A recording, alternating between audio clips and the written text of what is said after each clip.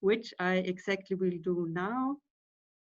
And so you will receive now again a notification that you maybe have to click your consent to. So, and what this shows already, so that I didn't start the recording in time. What this shows is that there are still some unfamiliarities, of course, with this kind of gathering, even though we are, maybe all of us have gone through weeks of gathering on different online platforms this way.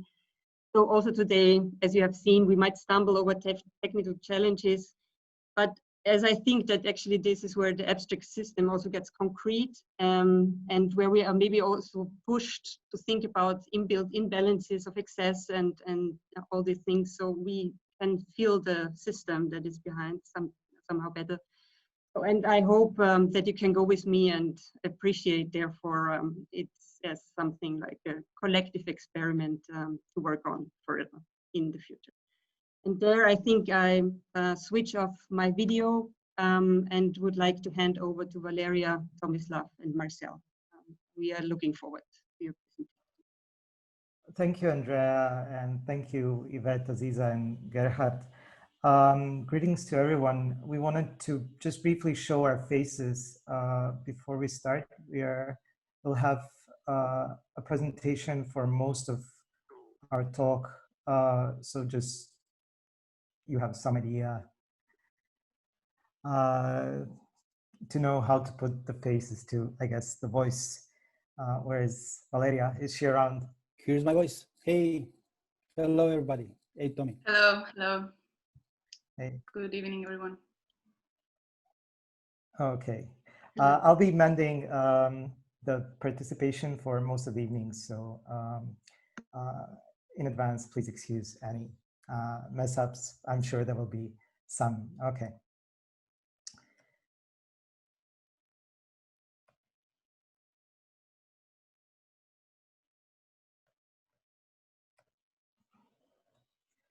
Okay. I guess Yvette has said that we were planned to be in Vienna beginning or end of March, beginning of April, and we would have had a number of sessions, public sessions, as well as development sessions for our syllabus during our stay, and much of that got cancelled. But we are really happy that we were still able to organize these 4 sessions today and tomorrow, and then on the 19th and the 22nd.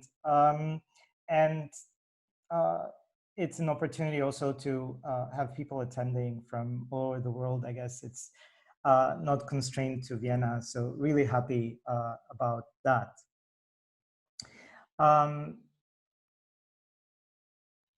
Couple words on Pirate Care.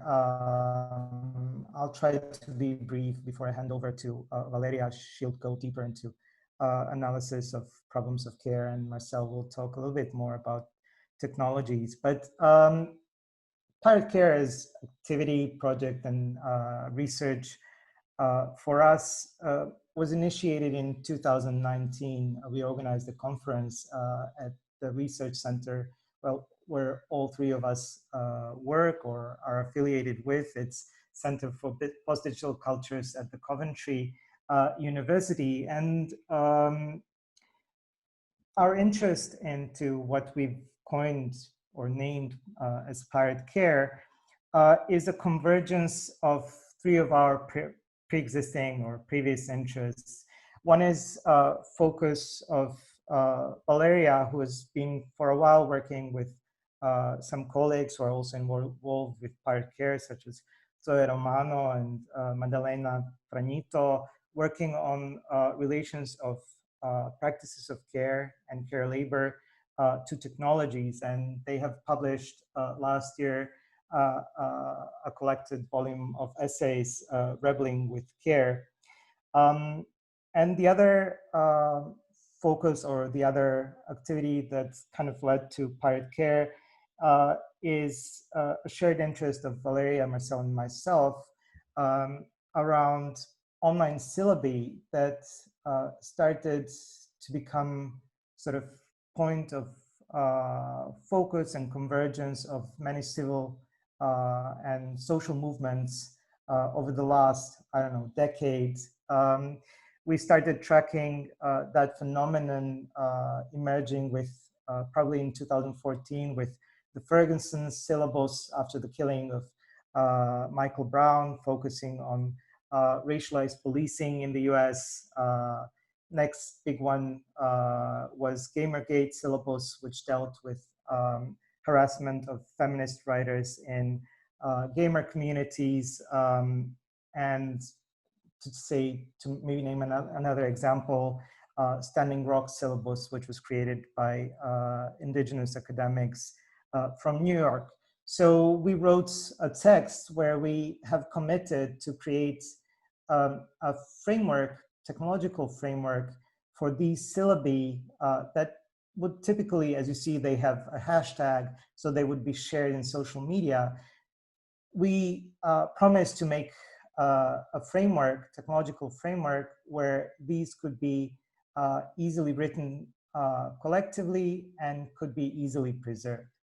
And third thing that led to this activity is something that Marcell and I have been doing now for a good part of the last decade. It's a shadow library called Memory of the World, a project that Marcell has initiated and now contains over 150,000 books, many of which were scanned and cover sort of politics of memory and many things that were repressed in the transition from socialism to capitalism in our part of the world. Together with, we have worked previously on the project Written Off, which deals with the purge of the books from public libraries in Croatia in the early 90s, books that were published by Serbian publishers, printed in Cyrillic, written by Serbian authors, or were dealing with socialist history, liberation struggle, and so on and so forth. So out of convergence of these interests, we have started to work on Pirate Care. Pirate Care we define as collective practices of care, mutual aids, and solidarity that are emerging in response to the neoliberal crisis of care.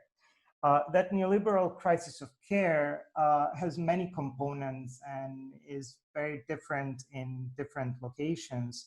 But in our part of the world, it consists primarily of cuts to the welfare system, reconservativization of societies and rollback of reproductive rights for women, criminalization of migration, and criminalization of solidarity. With Pirate Care, we primarily wanted to map these practices, and that's pretty much what our conference last year was all about. We brought different practitioners, different scholars, different activists to talk on their experiences of organizing. But then, as we started to further develop the project, what we started to more become interested in is the knowledge that is germane to these initiatives and movements. And we were interested, as I said, following on from our interest in hashtag syllabi, how we could create forms of collective knowledge recording and sharing that could help these practices connect. So we slowly started to develop a proposal, a workflow.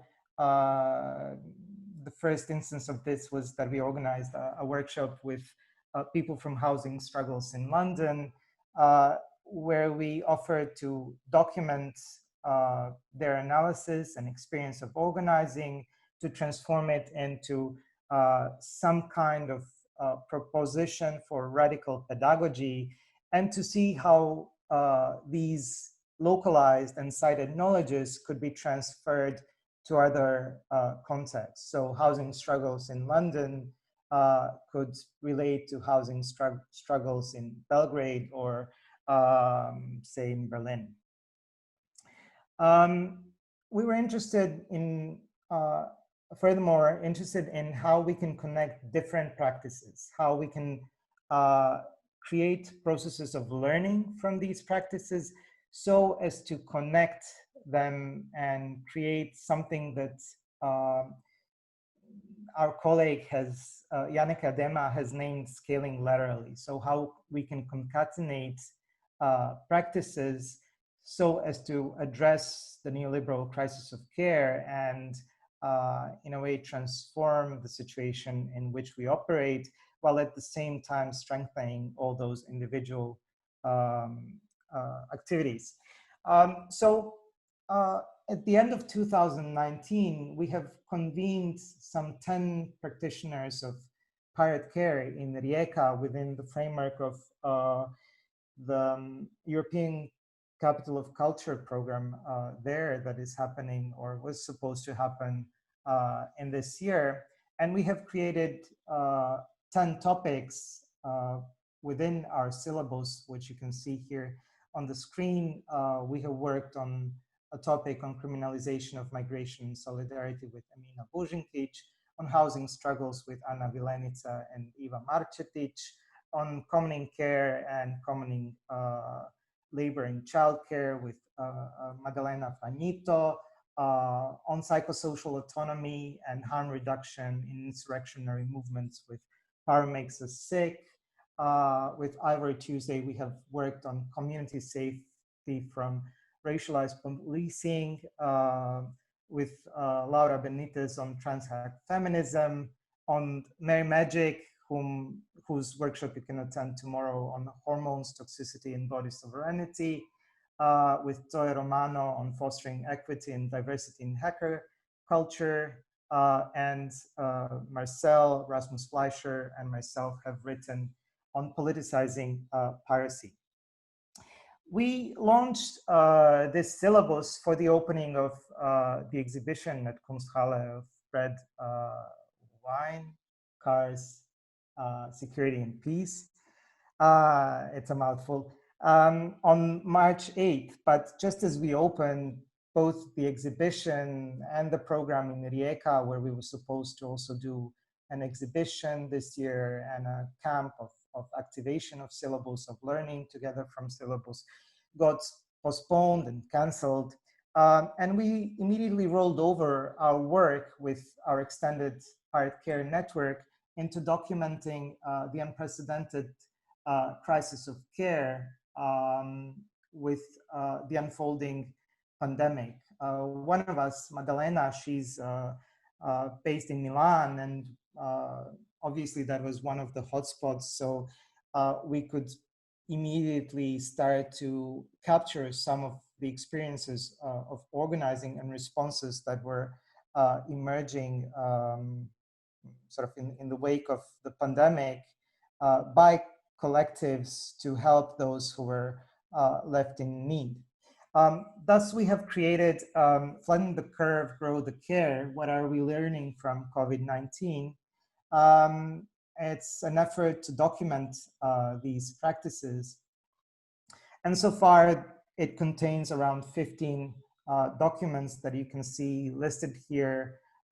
Some of them are, for instance, documenting how to assist people in home isolation. And this is a document that is more of a guidance and was used by mutual aid groups in many places, in the UK, in Croatia, in Italy. There are documents on sort of concerns of domesticity, family abuse, and violence. There are documents on kids in quarantine, but there are also documents how to organize something like a solidarity kitchen or mutual aid between restaurants and communities, sex work in the pandemic, condition of those who have been left without a job and how to assist and help them. And finally, also some larger analysis of, for instance, relations of environment and the pandemic. So I'll hand now the word to Valeria, and she'll talk more about the problems of the notion of care and criminalization of care. But before I go there, I would say that probably all of us are currently feeling an overwhelming sense of anxiety over two issues. One is that what the current pandemic has shown is to what degree our societies rely on sort of essential economic parts of the economy and care capacity that places on the frontline workers in healthcare, elderly care, cleaning or food or transport. And their work is mostly invisible, devalued, and they themselves are frequently not provided care that they provide to others. And now they are left to sort of pick up the slack for the society, to risk exposing themselves and their families. So that's one overwhelming sense of unease that exists in all of this. And the other one is that for those who are not on the front line, such as, I guess, academics, as us, who can stay home and work from home, we have been pushed into sort of digitization of everyday life to the degree that we didn't thought of being possible before, and we are now fully delivered into the hands of tech giants, something that we were all a bit ambivalent about. I mean, we are doing this on Zoom, and Zoom is far from your good company. You know, they do a lot to help, for instance, employers survey their workers and things like that. So it is these two senses, coupled senses of unease, that we want to unpack a little bit in the rest of this presentation and see what we can say from what we've been doing before. So to do so, we'll just rewind a little bit back in history. Valeria, the word is yours. Okay, so thank you, Tom. Good evening, everyone. To share a few thoughts on why we became interested specifically in the kind of practices that we call of paracare, and why we think they are important for the present political imagination. So the first time we kind of thought about the term paracare was a couple of years ago, as we began to notice three parallel phenomena occurring with more and more frequency. So first, we began to see news like this. Doctors in the UK being forced and refusing to carry out document checks on migrant patients, or migrant rescue boats in the Mediterranean, such as those operated by Sea-Watch, finding close ports and having to defend themselves from accusations of smuggling people. States like Hungary declaring homelessness illegal, or anti-abortion groups active and thriving even in countries where the voluntary termination of pregnancy should be an acquired legal right. So these are all examples of care labor that was once considered the cornerstone of social welfare, or at least in the part of the world where we are based, and now is getting harder and harder to be carried out. So much so that many call this process one of criminalization of care, but it's not only about that. Anyway, there's a number of executive laws and regulations that often defy the principles written in constitutions and in human rights agreements. Then there is a second phenomenon which we began noticing, and that concerns a wealth of initiatives experimenting with care by operating in a narrow gray zone left open between different institutions and laws, against the background of what Hani and Moten have called a generalized institutional negligence.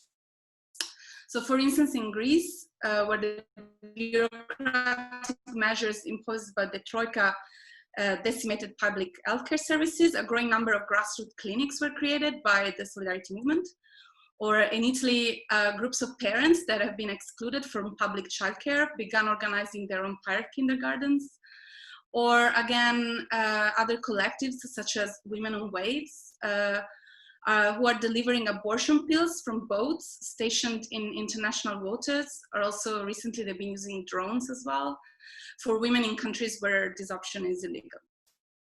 And finally, there's a third group of phenomena that we notice, and those concern activist groups who deliberately decide to break the law because they believe these laws to be unjust, such as the PA, for instance, in Spain, which is a movement that has been resisting evictions and squatting housing that were left empty by banks and speculators after the financial crisis of 2008. Or Aaron Schwartz or Alexandra Elbakian, who are two free knowledge activists who got prosecuted for copyright infringements at the tune of millions of dollars for allowing people to download scientific and academic articles for free. So all of these quick examples, just to give a sense of the spectrum of activities that we wanted to name via the sensitizing notion of pirate care, as we saw this as an emerging social pattern, if you like, as a constellation of processes that are reimagining the organization of social reproduction at large. And in other words, the hypothesis in our research is that while these share many points of contact and continuity with the struggles of the past, these pirate care practices represent a specific mode of militancy for confronting the political challenges of our time. And paraphrasing Gilles Deleuze, if theory does what practice cannot do and practice thinks what theory cannot think, we have been witnessing a swarming of new and necessary thinking coming to the fore through these autonomous initiatives. But how can pirate care practices contribute to the present political horizon? So here I would like to mention maybe 5 ways if I have time. If not, I'll try to wrap it up and be short. So first, by reorganizing the labor necessary for social reproduction in an autonomous and translocal ways, they're opening up and sustaining a different modality for experiencing our species' interdependence, both from Gaia and from other people. And by the same token, they are rejecting the dominant forms through which most of us are usually compelled to experience our interdependence, which is usually mediated by top-down state or capital relations. So in other words, pirate care provisions are neither configured in the form of services to buy or sell, and they're not bureaucracies to comply with or to fight against. And as David Graeber research has shown recently, these two systems of bureaucracies and for-profit services are not necessarily distinct, but they often overlap in our experience. So the second point is that they are highlighting how solidarity is not the same thing as generosity, or better, is not just any kind of generosity is solidarity. So the charity industrial complex already shows us that not all aid is politically progressive, but pirate care also shows us how not all mutual aid is immediately political, because it can also remain an insular and homophilic, meaning like liking the same people as us, kind of form of sociality. So even if we use the word solidarity to talk about many mutual aid initiatives, and especially now during the pandemic, solidarity remains very different from humanitarianism, and it involves a specific work of risk redistribution. That is, solidarity means knowingly taking on, in a partisan way, some of the risks and the vulnerability that would be otherwise dumped onto someone else, of those whose lives are put at risk because considered disposable. Furthermore, pirate care practices undo maybe, or they can hint to undo, or try to undo two key dichotomies that we inherited from previous political moments, but maybe those are not serving as well in the present conjuncture. So first is the dichotomy that opposes care to technology. And this is an imaginary that, as Anne-Marie Moll put it, we inherited from the 20th century, when it was commonly argued that care had to do with warmth and love, while technology, by contrast, was cold and rational. And care overflowed and was impossible to calculate, while technology was effective and efficient. Care was a gift, and technology made interventions. And care and caring relations are supposed to happen at home, while technology or instrumental relations in the workplace, and so forth and so on.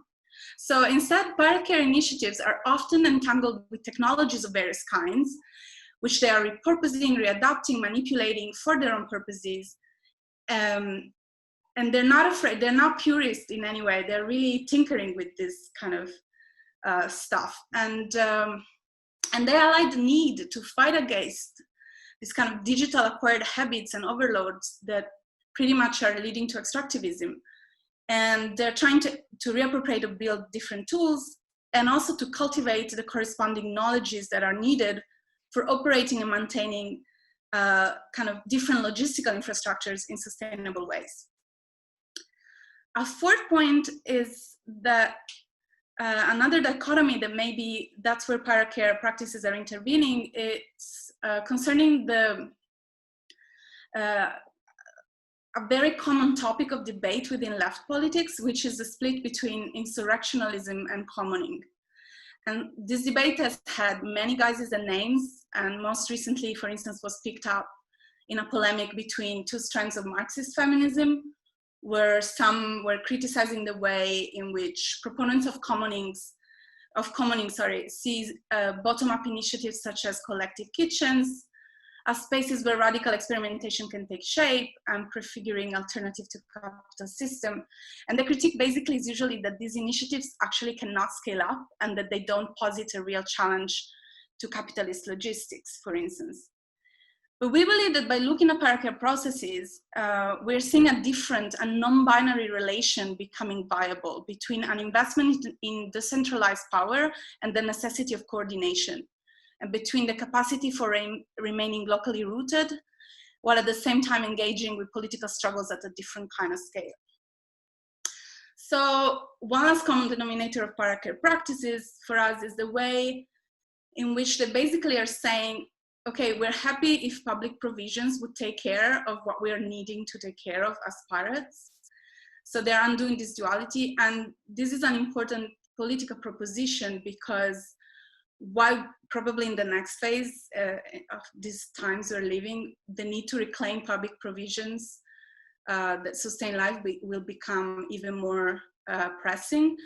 At the same time, we must simultaneously remain aware of the need to reshape them, because we know that the infrastructures of care that we inherited have often been a tool for excluding and disciplining people.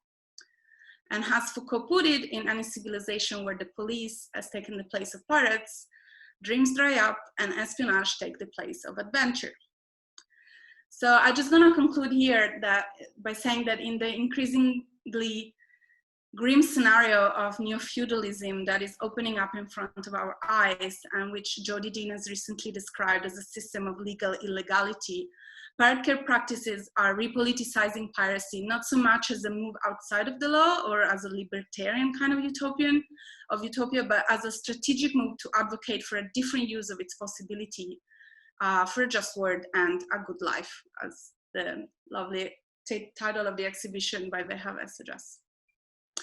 So that's it for me. I would like to now maybe pass the word to Marcell Mars, who is sharing a little bit more about our own intervention, technopolitical thinking, and how we're trying to contribute to this very multi-layered situation that I just sketched.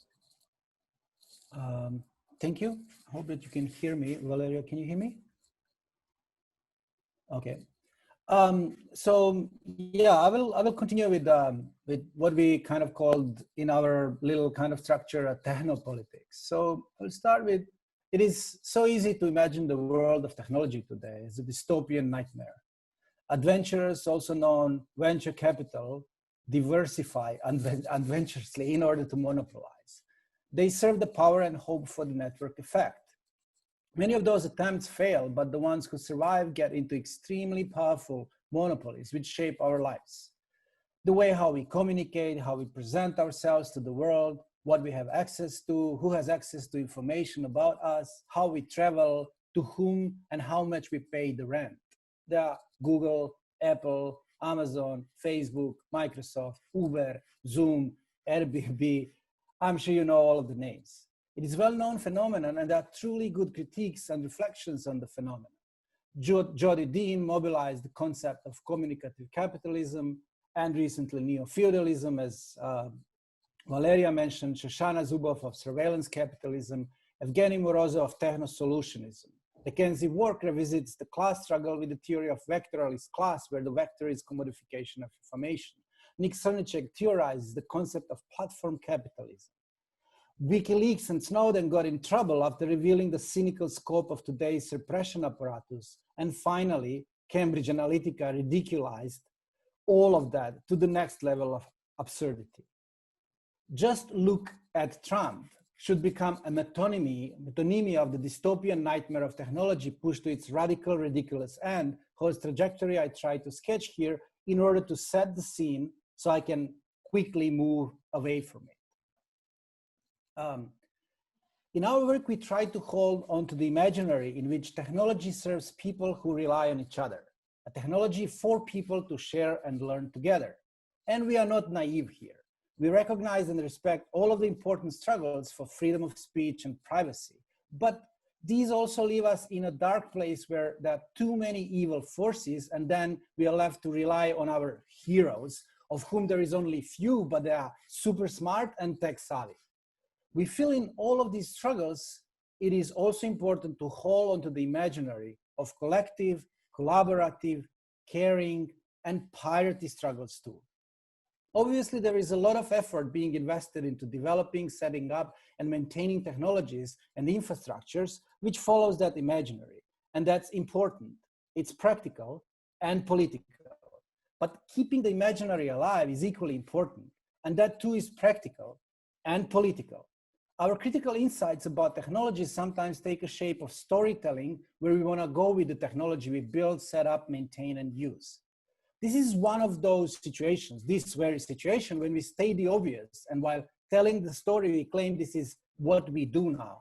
We are telling you, as much as meta gestures have fallen out of fashion long ago, we are yet to find a better way to share insights about communication technology. And please, let me not apologize for that.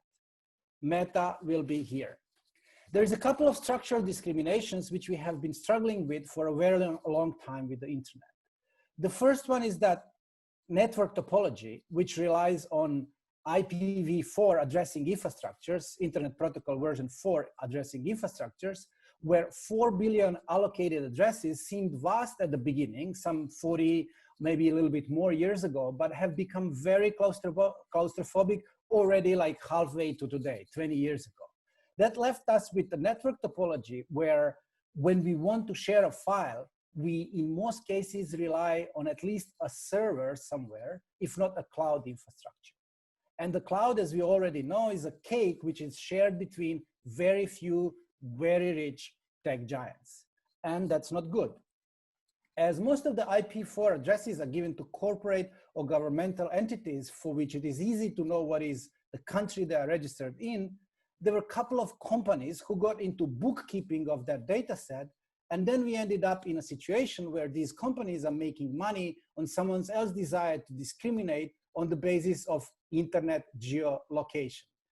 And if you are not already discriminated by your geolocation, so you're lucky to be able to use the BitTorrent to watch the documentary about how the world is like doomed and fucked up these days, that will be the database where they will find your IP address, figure out who's your internet provider, and then send you a letter to pay for illegal file sharing. This brings us to another structural deadlock in which the restrictive regime of intellectual property will do to the legal pressure what was not already done what was not already in place through the doomed network topology, in which you can't directly connect to your friend's computer unless you are in the same room. I hope that being in the same room, or more precisely behind the same router, if you can see it in your room or somewhere close enough, will allow for better peer-to-peer sharing. But I notice it is not just that fewer and fewer people will know how to share files in a local area network without going on the internet to share it locally, but more and more people, especially if they prefer their tablets and mobile phone to laptops and desktop computers, will be surprised with the idea of a file browser at all to start with. So culture follows structural discrimination. It was never really a great idea to rely on other people's servers, let alone a corporate cloud. The list of online services which just disappeared into the thin air and left their users stranded, is just endless. If you are in a cultural field, I'm sure you have your own graveyard of websites and projects for which you didn't want to continue to pay for the domain, or for which your sysadmin stopped updating for whatever reason, got lazy or just got another job, you didn't have enough of money to pay them, or someone just hacked your WordPress and because of all of that, and there is no one to bring it back from the MySQL dump if you are lucky to have one. Still, there are projects which have been around for more than 20 years and they didn't change much in terms of technology. One of them is ubu.com, one of the shadow libraries like Monoscope, ARG, Library Genesis, and Science Hub together with Memory of the World. And we mirror it in solidarity for its 20th birthday. And this is what we, custodians online, wrote down in our birthday letter to ubu.com. For all accounts and purposes, something like Ubu should not exist. A single person, Kenneth Goldsmith, using no money whatsoever, has created the single most important archive of avant-garde and outsider art.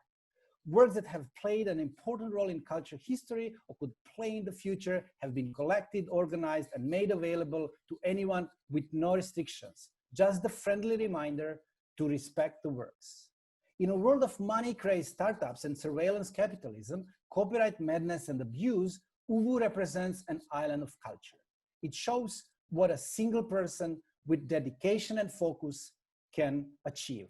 And there are lessons to be drawn from this. Keep it simple and avoid constant technology updates. Ubu is plain HTML written in a text editor. Second, even a website should function offline. One should be able to take the hard disk and run. Avoid a cloud, computers of people you don't know and who don't care about you. Third, don't ask for permission. You will have to wait forever, turning yourself into an accountant and a lawyer. Fourth, don't promise anything. Do it the way you like it. The fifth, you don't need search engines. Rely on word of mouth and direct linking to slowly build your public. You don't need complicated protocols, digital currencies, or other proxies. You need people who care. Sixth, everything is temporary. Even after 20 years, servers crash, disks die, life changes, and shit happens. Care and redundancy is the only path to longevity. Care and redundancy is the reason why we decided to run mirrors. We care and we want this resource to exist. The first 4 points are the reason why we could do it fairly easily. Ubu is now located in the US, Mexico, Iceland, and Switzerland. The Iceland Mirror is part of culture activist community. The Swiss Mirror is run by a major art school. There is a Punctum Books, which did another one, which is run by a great guys in Albania. None of this matters. As long as ubu.com runs fine, none of these matters, sorry, as long as ubu.com runs fine. But should shit happen, this multiplicity of locations and institutions might come in handy. We will see. So find your Ubu. It's time to mirror each other in solidarity. Let me just, I lost my notes. Okay, take a break. Sorry. I'm also like, I have to prepare for my own share screen. Take a break.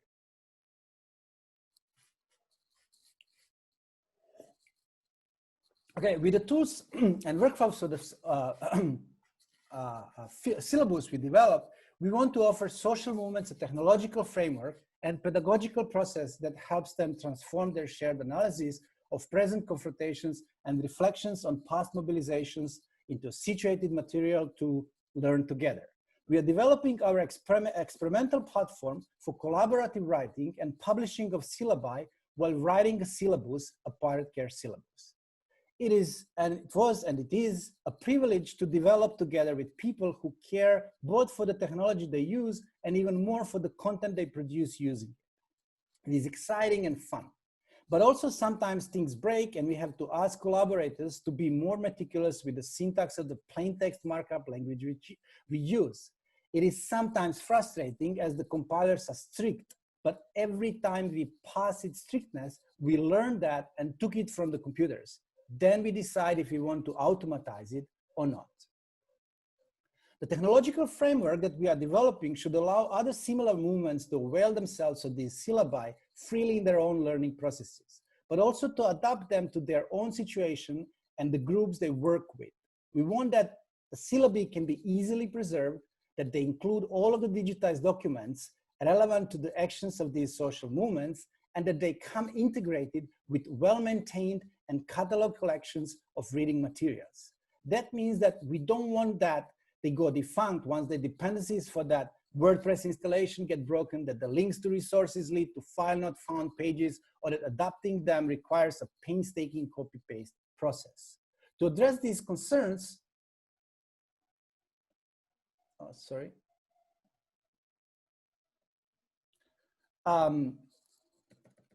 I will just show you how we address these concerns. I will take over from Tommy. Here it is. So what we did here is that we started with something which proved itself as a good tool. See, what's the time? Okay, I have 5 minutes or something. So we went with Git, which proved itself in the development of some of the biggest and most complex software projects in the world, like Linux, for example, which takes care of a bookkeeping of whom did what when. So in some way, we are not like trying to address and say like, oh, we solved that, but at least we feel that if it worked for software, which is shared with anyone, that it seems that it helps the collaboration. It seems that it helps to rethink the authorship, and at the same time, not to give up on knowing who did what, when, how that goes, and without actually losing from sight that even the smallest contributions could be super important. But then, of course, if you wrote like a tons of that will also be also shown there. So what we did here is that that we set it up so that there is like a website where you can just like in Wikipedia, you have like what we call the preview version of the website. So then when you go into any of the, and if you are like logged in, if you go to any of the pages here, you can just like click on edit this, and then you will get into what I was like calling a meticulous editing of, and you have to learn like these kind of little things, how to do title, what are the sessions and things like that. And then here you can see also how you can link the references. So here this reference will go to the dedicated library which we have here, and then it will just like expand itself into the where did I, yeah, it's here, into some kind of like a Chicago manual style. So what we want to do is really to provide a system in which all of the materials are well preserved, they are well connected with the library which is maintained, so that you can like combine it, but also at the same time, this is what we did here for the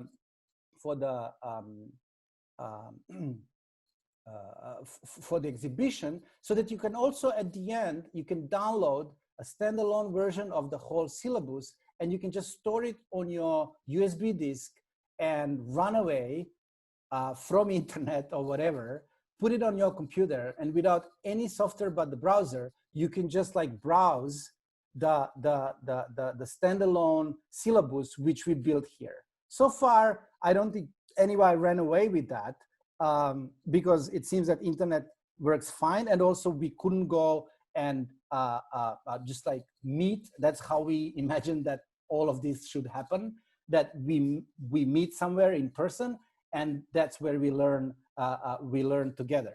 But then there is also another thing which kind of like made quite few people like it, is that also at any given moment you can go to this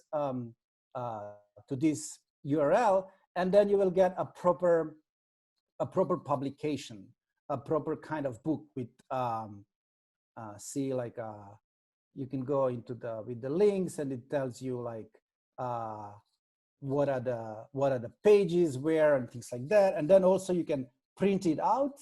So this is how it looks like when you print it out as a PDF. So you can also, it's now like more than there is a little bug here, don't worry. It's like 315 or 320 pages of what we did so far.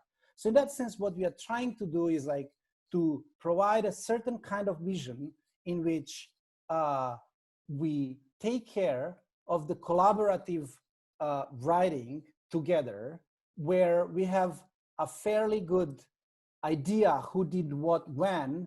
At the same time, we have to learn a little bit, but learning from computers is kind of like taking it from computers. What you learn from computer, you don't need computer to do that. Then you can just make them serve you, make them do that. And we will continue to work with this kind of like helping the newbies how to start with the syllabus. So we will like add a little bit more. So in a way, what I'm trying to say to people who are now like contributing is that, yeah, now it's like maybe sometimes frustrating, but at the same time, you will also be one of these old veterans who used the whole system when it was made for hackers. It's like a stupid jokes, but it's how we do that together. And as I said before, what we also try to assure is that everything you have here, you can just take it from internet, put it on a USB hard disk and run. Just what we learned what we learned from ubu.com, and what I just was reading to you from the letter we did for the 20th for the 20th birthday. So we are kind of running a little bit out of time, and I want to like give a word to Tommy. Back to Tommy. Thank you. Okay, so I guess this completes what we had prepared for this presentation, but we can now take questions. There was some, Aziza was collecting them, so maybe let's hear from the people in this call, and yeah, just please ask us questions or clarifications, or just comment. That's also okay, I guess. Yeah, also from me, please feel free to put into the chat again questions, and we can read them out from there, just so that you have time maybe to think about questions and add them to the chat.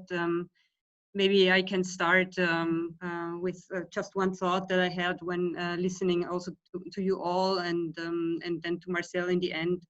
But first, thanks for navigating us through this kind of vast landscape where on which the topic of pirate care touches, like so many angles where this directs us towards so many thinking. And maybe just one reflection where I think I understood something was the connection of the technology and the grip on technology, as we heard in Marcell's talk now also, and care, that there I heard this don't upgrade, don't update, like, so don't look for the next device that allows for more storing space for, but that actually the approach would be more in relation also to maintaining things and putting investments into maintaining maintaining the structure, like also like those homework chores, homework tasks that we have and that repeat every day. So repetition, not just progress and upgrade would be the vector in this. And there I then thought that this actually relates again to the syllabus in some way of sharing kind of methods of maintenance, maybe also of methods of preserving things or caring for things, because actually this work of maintenance so often is out of sight, like it doesn't have the visibility because it's repeating. Why should we show it, the everyday thing? Because it's repeating anyway, it has its own system of maintaining. But can you relate somehow to this thought, that actually this is why we need the syllabus also for putting methods out there that usually don't have a... I could see that it was like repeated. There is like Coco Zolfranc, Cornelia Zolfranc asked, like, I would be interested to better understanding how Pirate Care, the research project, works with the projects listed and how these projects can profit from being labeled as a Pirate Care. So I can say, being one of the practitioners in that sense, I can say like in which way I see that it helped us in like a digital piracy. I feel that this is the way, when we work together, is how we can also show that that's kind of like integrated part, that librarianship, that we are able to do what you expect from the good maintenance and librarianship, what you can actually, in which way you can also learn from the in that sense amateur digital librarians and things like that. So in our case, it's not just that that we always go with that edgy, oh, you are sued in Canada and things like that. It's kind of like, that's maybe exciting for some people, but also it's not, no, in many ways. So it's I think that in that sense, I am interested, and that's what I do when I develop this technology, to integrate all of that. Another thing which when we were starting with this, was that we don't like to promise things. We don't like to say, hey, we'll do a project where people will join, and that we will mobilize people in that way. We hope that that could happen, but that's not what we can promise. So I think that what we try to do is to sit together and to see in which way we can write something together in order to learn together. And by finding something which is a common denominator in that sense, which is also like something which can be easily said in like very few sentences, is like, we care about the world, we do something good for the world, and we get in trouble.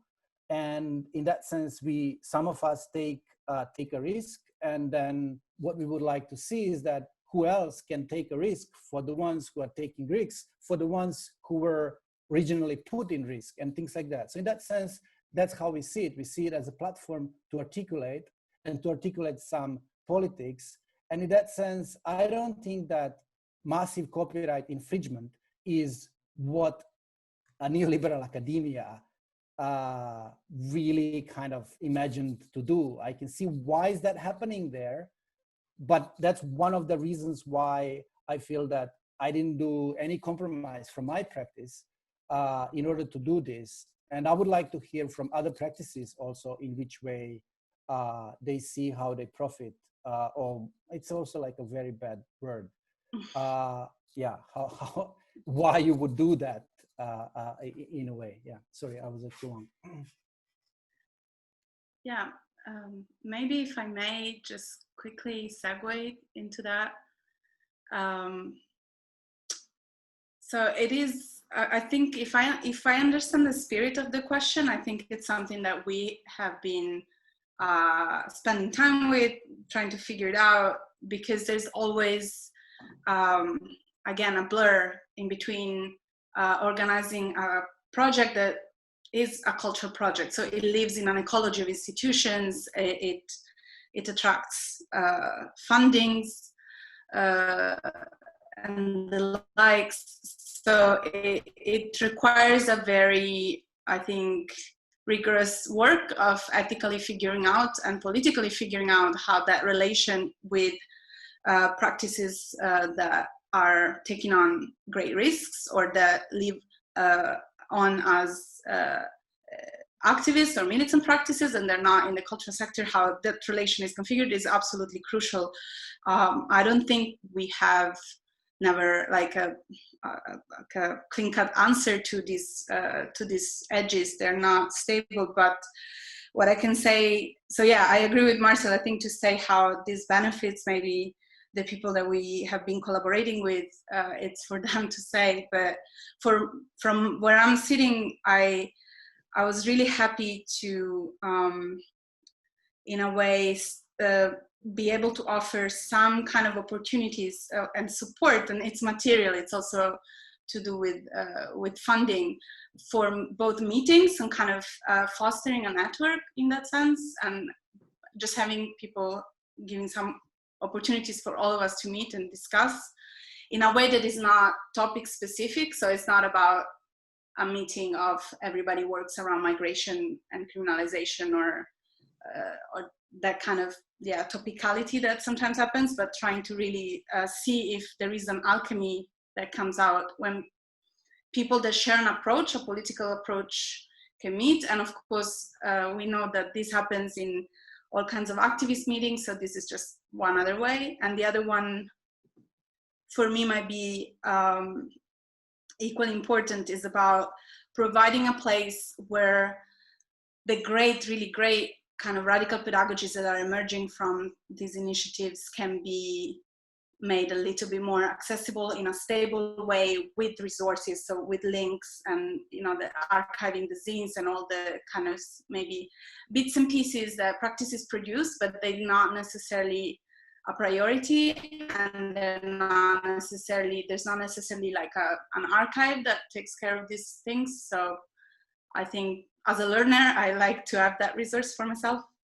And finally, I think the one part that we are looking forward to develop further, but it's not there yet, is definitely to really explore more what kind of pedagogies we can activate that go a little bit beyond the simple workshops or this like very quick temporality that we all have to learn from each other. But that was kind of cut short on the one hand because we didn't have the opportunity to meet as we had planned. So I think this will be probably something for the next phase for us to work more with practices. Yeah, I hope Pirate Care is not a label anyway. I don't think I care much about that. I just think the idea, the horizon, I care about the horizon, the political horizon that might hint to. Yeah, so, sorry. Maybe just to say 2 words to that. From having been involved in social movements for a long while, there is always need for collective analysis of situations, and the bigger the movement, the mobilization, the greater urgency of that. And I think this is something that we are trying to follow within this crisis and provide some of the organizations who are contributing a way to formulate their current reading of the situation. And on the more general level, I guess this also has to do with the larger societal reading of situations of urgency, such as this one, because, and this is sort of, comparatively speaking, large crisis. And staying close to the practices and registering the needs and the problems that people are facing in a way produces knowledge that is not necessarily legible from the resolution of theoretical frames of interpretation that are pre-existing. And that gives that knowledge production or that analysis within the movements in situations such as these some purchase on where we are heading politically. So this does not explain necessarily how what we do relates to what every single individual collective that or movement that we work with has in mind. And this is all sort of a process, work in progress. We haven't come there to make any conclusions about that, but I think it's there. Like the knowledge and analysis is part and parcel of social practice of that kind. And then what you need as one movement, you exist through time, and you want that some of that analysis that you had in a moment of urgency can be translated into a learnable experience of organizing, something that will be of value for you going forward, or that might be that might help you build the alliances with similar movements. And so in a way we are kind of trying to link up those elements without any conclusion or clear goal. Like it's an intervention that we are making in the field of knowledge production with movements and helping them to the degree that they see utility of in what we do. No? I would like to add that like how we kind of work mostly is that we try to see what is tactical about what we do. So Cornelia, I'm sorry that I can't hear you here, but it's like half of the scene, European critical internet scene, ended up in academia. Quite a bunch of them would get, when there is some space in like Goldsmiths for some moment, there are like a number of people who get kind of supported to get a job, to get paid, because what culture was trying to do is to politicize. And then there is crisis in the culture field, and then the academia comes in, and that's all like in the corners. We are not seen as anyone really relevant in any kind of budgets. No, when you go to engineering or whatever in academia, you will always see that anything close to culture, Marxism, or like left kind of politics will always be like on total margins. So what I feel here, what could happen is that, yeah, okay, I saw that the microphone is muted. So what I feel what could happen is that maybe for some of the pirate care practices which were not close to culture will get closer to the culture. Some of them maybe get like people, not like, you can't really like make a professorship for a practice. That would be a great experiment, but it would never happen really. So I think that then there is also something like that. But even without that tactical play of like occupying some territory and some institutions and things like that, it's still on its own. Like when we met with each other, and when we share our politics, when we share the disobedience moment, that kind of like a piracy moment, when we share our tactics, how you talk to lawyers or something like that, that's what is also very, very helpful. So in that sense, even if it never gets tactically into occupying any institutional territory, it still makes sense to use some of the institutional support for us who share the same politics and in some way have common denominator in practice, that we meet and write and learn together. And then what I try to do with the technology is that anyone can really just take it, run away with that, or just like clone it, fork it, and make it into any other Git repository and just continue doing that, developing that. I have no control in that sense to do any kind of stopping anyone from doing that. Maybe I jump in here also because we end up actually at this point again that all of this actually also today takes place in the context of an art institution somehow. And I thought to share, I thought to share with you maybe a last question that we have by Sabina Sabolovic. who is also one of the directors of the, or also one of the members of the directors collective of Kunsthalle Wien. I'm at the moment not totally sure if still all things are going well. Could anybody let me know whether you hear? Yeah, we can hear you. We can just hear out you. for a brief moment. And there is still 88 participants. Yeah, okay. Well, I think let's bring it to a wrap up here. Also, I think, but I want to share one question of Sabina here, because now it was about how to put the knowledge out and how to translate it so that it becomes visible. But also in the art field, there's always the question of the bad sides of visibility also. So her question is, how do you balance pirate care related knowledge being shared, but written about with the fact that its initiators and their strategies sometimes need to be protected or even hidden? So how is this tension going on when you explicitly go into the art field, which is somehow greedy also for visibility, I would say?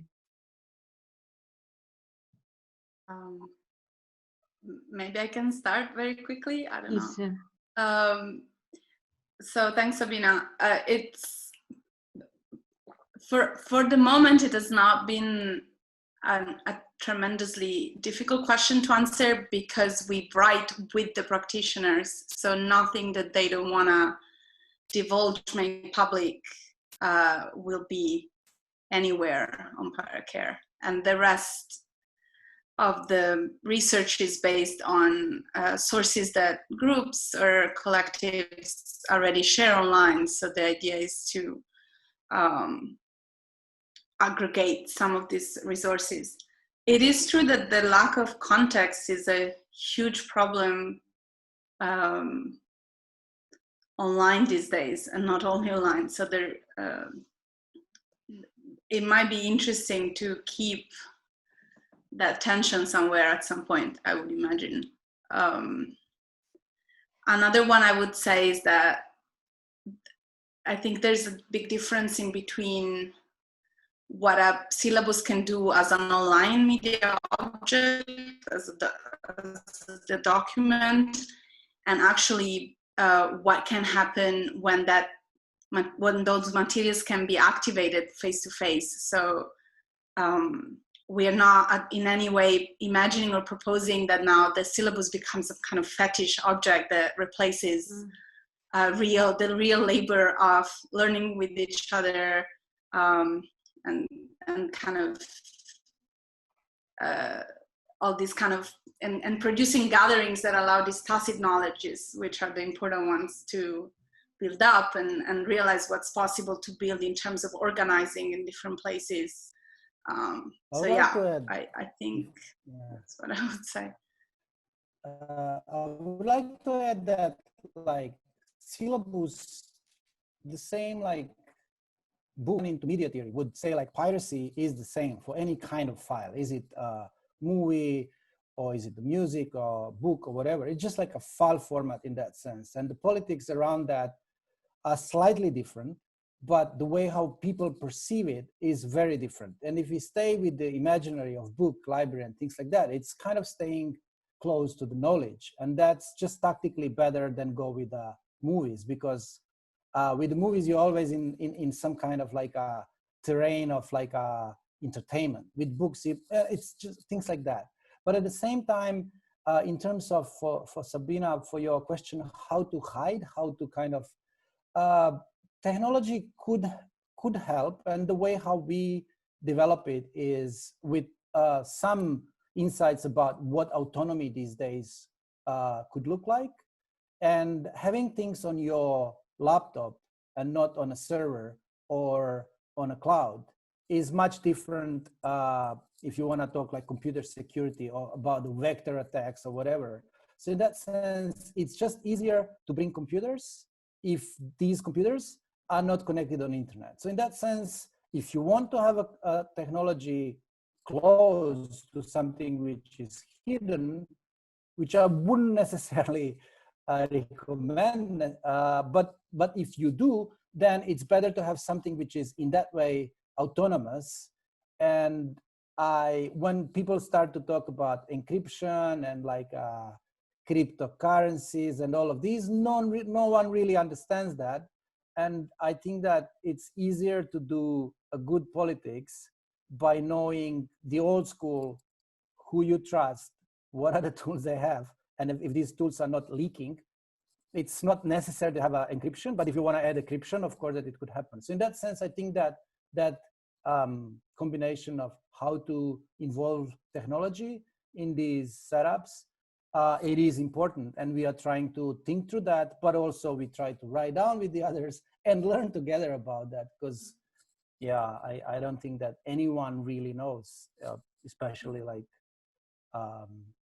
we, you know, like I don't know how you protect yourself these days with technology. I might have, maybe I might have, just I might have not emphasized in the beginning, when we say pirate, we are looking primarily at the practices that are willing to break law when laws and executive orders are denying the well-being to the people.